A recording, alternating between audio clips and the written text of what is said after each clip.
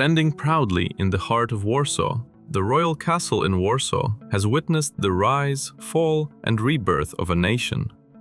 Located at the entrance to the old town, it has long been a symbol of Polish identity and resilience.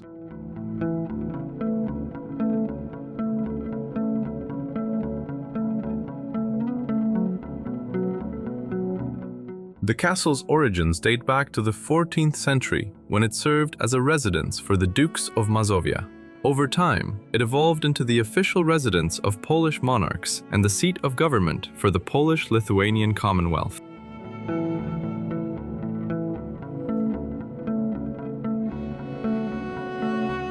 During the 16th and 17th centuries, the castle was expanded and redesigned in a Renaissance and Baroque style. It became the political heart of the nation, hosting royal ceremonies, parliamentary sessions, and key decisions that shaped Polish history.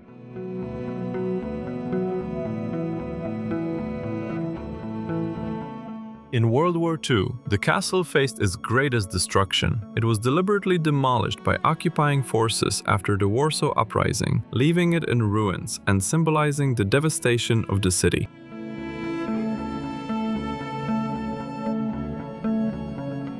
Despite this, the people of Poland undertook a remarkable reconstruction effort in the decades that followed. Using historical records, paintings, and surviving fragments, the castle was rebuilt to closely match its original form.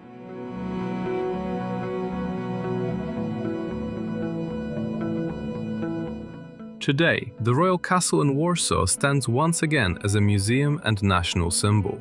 Visitors can explore its restored halls and chambers, where history was lost and then brought back to life, representing the enduring spirit of Poland.